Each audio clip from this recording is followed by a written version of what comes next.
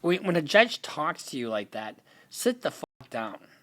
Honestly, you're better off saying nothing than continuing to lose credibility.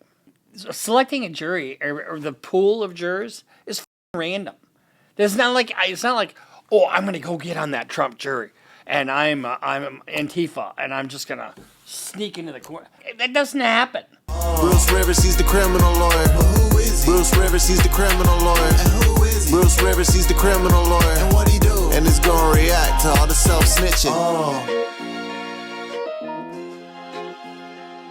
Hi, this is Bruce Rivers. Welcome to another fun-filled Manhattan episode of Criminal Lawyer Reacts. Today we're reacting to the trial of Donald Trump. With me, behind the camera, is our content genius, Michael Rivers, the man behind the plan, the man behind everything, who just got back from New York City. And the two of us are going to be heading to Portugal to go to Lauren and Jorge's wedding. So Lauren and Jorge, we're on our way this week. But before we get to that, before we get to Manhattan and the Manhattan DA, Alvin Bragg, and Donald Trump, former President Donald J. Trump, we are going to be talking about his trial and kind of a little update on to what's been going on. Before we get that, I make fun of my grandma a lot and don't like to do it. Honestly, it saddens me. But my grandma is so irritating, and she's just reckless. She just bought a Dodge Charger, with the Hellcat in there. I had to take it away from her. I had to take it away from her because she was winning all kinds of racetrack records, but they were not sanctioned, and so she was getting arrested and, street races. Anyway, so I had to sell it, and I went on to eforms.com to get a bill of sale. And so I was able to sell her Hellcat that grandma is now mad at me for selling. And she's got cataracts so bad she can't even see. So she had no business driving this damn car. If you are looking for anything, a document that you need to do, legal document, don't hire a guy like me to draft it. Go to eforms.com. Eforms.com is a very effective way to draft power of attorney, which we have on grandma. eforms.com. Very effective way to avoid the high cost of a lawyer and a very effective way to avoid court. Protect yourself with eforms.com. Okay. DJT, they've selected a jury in Manhattan. We know that, right? And we also know that there's a gag order. And today they had a gag me order hearing for Trump. And let's talk a little bit about what a gag me order is. I say gag me, but it is a gag order. And when you think about it, they should really just call it a hush order, because if you put a gag on somebody, it's really not a pleasant experience. Have you ever been gagged? I've never really been gagged, but you see it in the movies all the time. And I think it's so funny how nobody can talk even though they can move their lips with a gag on. Anyway, a gag order is used by the court to ensure the integrity of the process, of the proceedings. And here's why it's really important in this case. Trump has a lot of supporters. But what the deal is that he has a way of intimidating people, intimidating witnesses, of creating a false narrative, so that and attacking people. And guess what happens when he attacks people? His people go and attack them. Or at least that's the fear, right? I mean, we saw what happened January 6th. Or was that fake? I don't know. Anyway, but so the court has the power to muzzle a defendant, or anybody else for that matter. Let's say Alvin Bragg was out on the fucking courthouse steps every day saying, Trump's guilty, blah, blah, blah, blah. And, and his witnesses, let's say it was reversed. There's no First Amendment right to talk about what's in court if it's going to affect a trial. The judge has the ability and the duty to make sure that the process is fair for the state and for the defense. It goes both ways. So if Alvin Bragg were getting on the steps and bad-mouthing Trump, bad-mouthing Trump's lawyers, bad-mouthing the judge, bad-mouthing everybody, bad-mouthing the jury, that would be sanctionable conduct. So he was. Is there any truth to him being a snitch? When?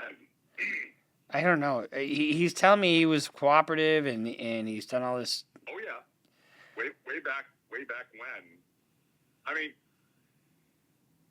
look, we're talking. Keep going. So here's what happened in court on this gag order thing. So Trump's talking about witnesses. He's talking about the jury. He's talking about all kinds of stuff that he's not supposed to talk about on the gag order. He can talk about the judge. The judge didn't put himself in there because the judge says, I don't care. But if you look at what the judge did say, the judge asked, that Trump's lawyer was talking about that this was political speech. He was just responding to political attacks, blah, blah, blah. And in all fairness to Trump's lawyers, Todd Blanche, he's got a really difficult job. And when you have a client that keeps doing what he's doing against your advice, it makes it almost impossible to represent somebody like that.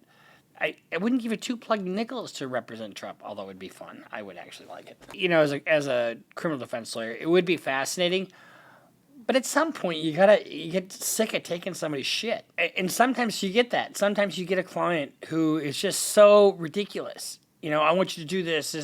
And when the client is asking you to do things that are unethical, you can't do them. So what do? You either put the client in their place or you withdraw. So the judge, Merchant, reserved ruling from the bench, but he appeared deeply unconvinced by arguments that from Trump's lead lawyer, Todd Blanche, that a series of social media posts were just responses to political attacks on Trump and therefore permitted.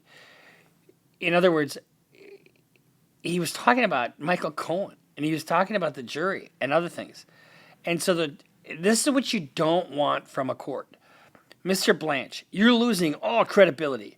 I have to tell you right now, the judge said it with us at one stage. You're losing all credibility with the court. Is there any other argument that you want to make? When the judge tells you you're losing all credibility with the court, guess what? That doesn't just impact what you're saying right now. It impacts you throughout the rest of the proceedings. And it's a bitch to get that back. So Trump is hurting himself. He may think in the court of public opinion that he's doing a great job. And so Alvin Bragg has asked the court to sanction him $1,000 for each violation that they've listed. So that'd be $10,000. Right after this, so they quit a little early today. And so the judge reserved ruling on that. Right afterwards, he's out there talking about the jury and other things all over again. He doesn't care. And so one of the posts that Trump posted was, they are catching undercover liberal activists lying to the judge in order to get on the Trump jury. And that was Jesse Waters from Fox News. I don't know where Jesse Waters got that, but it's made up out of whole cloth. They didn't catch anybody doing nothing. Trump's lawyers had an ample opportunity to question every single juror. And when you have a juror that says, I don't really like his style, I don't like his demeanor, but I can be fair, that's a juror that's telling you their bias, right? But you can have bias. You can have some bias as long as you can set it aside. That's the only thing that that any juror can be asked of. And Jesse Waters, the undercover liberal activist, selecting a jury or the pool of jurors is fucking random. It's not like, oh, I'm going to go get on that Trump jury and I'm Antifa and I'm just going to sneak into the corner. Fuck, that doesn't happen, Jesse. Give me a break. And so this kind of statement is the kind of stuff that the judge doesn't like, because it's not true. You're talking about the jurors, and the jurors can be under attack if it goes to their base. And that's the whole deal. You don't want the jurors to have their safety jeopardized by loose talk. So one of the things that the judge said, because, they had a hearing on this. And, and when you're sitting there and you don't have shit to say, I think a better argument for Blanche would have been he's in a campaign for his life. He's, this is, I think he did kind of say that this was political speech, but he's being attacked left and right. But this is what the judge says. You presented nothing. I've asked you 8 or 9 times to show me the exact post he was responding to. You've been unable to do that even once. When a judge talks to you like that, sit the fuck down.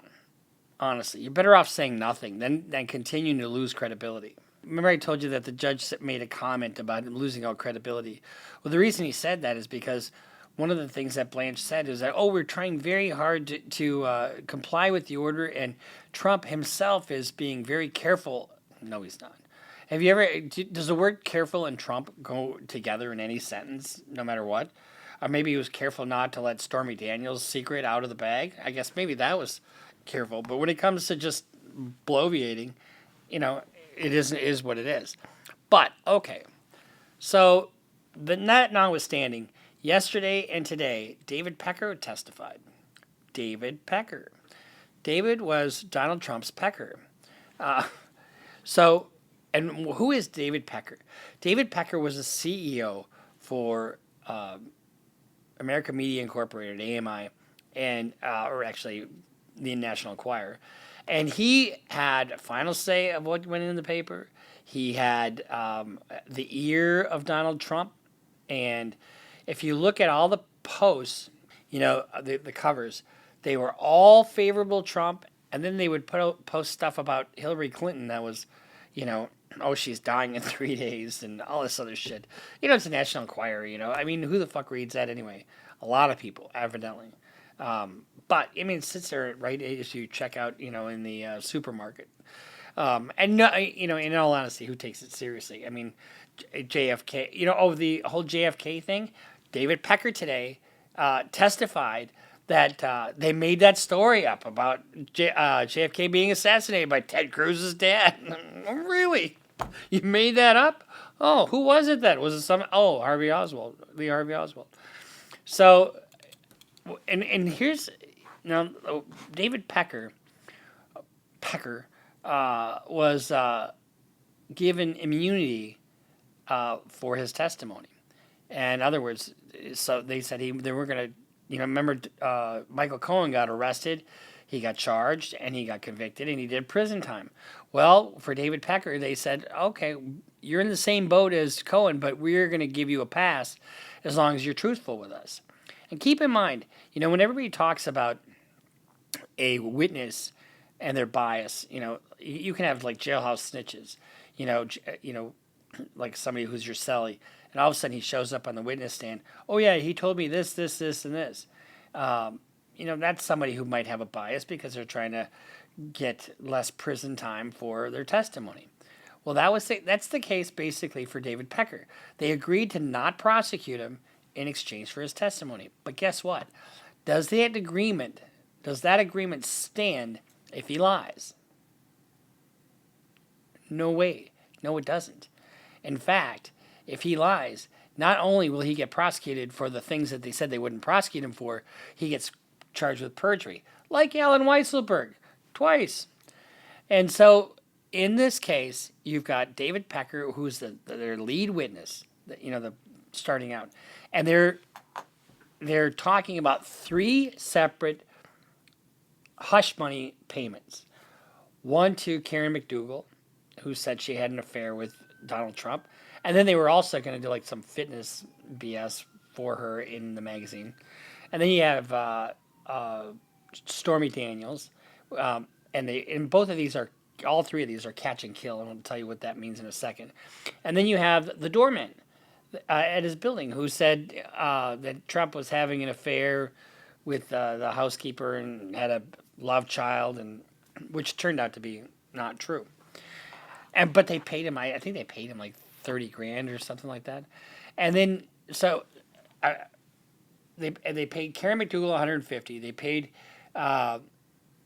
Stormy Daniels $130,000, and I think they paid the doorman $30,000. And then, so what they do is they buy these stories with the promise to pay more once it's published. But then they never publish it. They just hold on to it. And so if somebody who is part of this catch and kill goes out and sells their story to somebody else, they have to pay the money back. So that's the incentive for them to keep it quiet. Why is Pecker important? I mean, why? I mean, can't you just pay somebody to shut them up? I mean, is that illegal? No, that's not illegal. What is illegal is doing that and then claiming that those are attorney's fees. That's really what happened here. Okay, Cohen went and paid some of this stuff out of his own home equity line of credit, and then so he's making the payments, and then Trump reimburses him in piecemeal, and then those piecemeal payments are disguised as attorney's fees. Those are false, and that's to disguise them, because otherwise they'd be taxed. Number one, but number two, it would just be a misdemeanor, right? That by itself would be a misdemeanor. However, the fact that David Pecker said, he met with Trump for like 2.5 hours. He said, I will be the eyes and ears of the campaign. The campaign. That is a big deal, because when you pay Miss McDougal to be quiet and you catch and kill that, when you pay the doorman to catch and kill and hide it, that is what you call an in-kind contribution for the campaign. That is a felony. It's a breach of federal law. These federal laws about election laws are, they have a lot of regulations about them, and they're strict. And if you do that, he's the eyes and ears of the campaign. That is illegal, and that is what Alvin Bragg is. So when you got to take the false business records and you add the purpose for it, the whole purpose for it. It wasn't to hide it from Melania. You think Melania thought Donald J. Trump was a fucking Boy Scout? Give me a break. I mean, she knew he was a Flander, absolutely. But you mix that with the timing, the fact that David Pecker is now testifying that he was the eyes and ears of the campaign and would catch and kill stories, and then they would hide it in a certain way. That is what this case is all about. Now, what Trump's defense, I'm just trying to figure out what their defense is, because I think it's their only real defense is just the motivation behind the falsifying of records. They're not going to have any legal work to show for Michael Cohen. You know that? That's a problem for them. Because even if you can't connect it to campaign contributions, it turns into they're all misdemeanors. It'd be 34 misdemeanors. But I think you're going to see that this is going to be easier to prove. It's going to be arduous because there's a lot of it. And so keep in mind, the whole purpose of this was heightened because of that Billy Bush tape, right? And that Billy Bush tape came out, and that's going to be part of this. The tape, it's not tape, but that the recording itself is not coming into evidence, but the transcript of it is, or at least the substance of it is, and they can talk about it. Because the reason that's important is because that was just before the election. And if anything more came out, it could have tipped it Hillary's way. You've got a guy like Michael Cohen, a convicted liar, felony on his record, hates Donald Trump, he's a never-Trumper. Well, that may be true, and as a witness just on his own, you wouldn't want him to be a witness on his own. But there's nothing that he's going to testify to that will not be backed up by either a document or a video or an audio recording. Now let's talk about one last issue. Let's say the judge decides to throw him in jail, meaning Donald Trump, because of this violation of the gag order. And, you know, I think Trump likened himself to Mandela, and, you know, this ain't that. I'm sorry. He's not a political prisoner. This just is not that. If the judge does sanction him for 30 days and puts him in jail, where does he go? And where does his Secret Service protection go? The Secret Service has been in touch with the jail to talk about what happens if he does go. And quite honestly, I don't know what the answer is. Do the jailers go in and sit in the jail with him? I'm sure they would say, fuck that. I'm not sitting in that cell with him. You know, would they stand just outside the cell and guard him out there? Or would they stand outside, you know, kind of in a lobby area? Or would they stand outside the building? Or would they have to sit right in the cell with Donald Trump? I don't know the answer to this. This is, as they say, unprecedented. There's a lot. And one of the things, you know, the other thing that they asked Pecker was, are you the CEO of the corporation? Are you familiar with the business records and all that, you know, all that kind of boring stuff? Why did they ask him that? Well, that's because they're going to get a bunch of business records in, and those business records, you know, show the agreement, show, you know, the scheme, and they have to have foundation. And the person that can lay that foundation is somebody that's familiar with the records, and somebody that usually you call a records custodian, but David Pecker will suffice just fine. So this is our little reaction to Donald J. Trump. You know, I don't want to see anybody go to prison. I don't like, you know, I'm a defense guy, you know what I mean? And most of this, like this whole gag order thing is of Trump's own making. You know, I think he feels like he has to do this and go on the attack for the public consumption. And I don't think it helps him. I don't think it even helps him with his base, quite honestly. Because he looks like he's whiny. But in a way, so yeah, Michael just said that, you know, he thinks it's a method of campaigning, and I think that's exactly right, because he's not on the stump. A little reaction to Donald Trump, day 2 of the trial. We're not going to react to every single day of the trial, but when something kind of good happens, we'll let you know. So make sure you subscribe, follow us on Instagram, follow us on Twitter, subscribe on Facebook. And we'll see you next time here on Criminal Lawyer Reaction. Bruce Rivers just broke down your case. He know all the charges that you about to face. You ain't coming home till 2058. That self-snitching gon' get you put away. Bruce Rivers just broke down your case. He know all the charges that you about to face. You ain't coming home till 2058. That self-snitching gon' get you put away. 23-hour lockdown, please just at my God.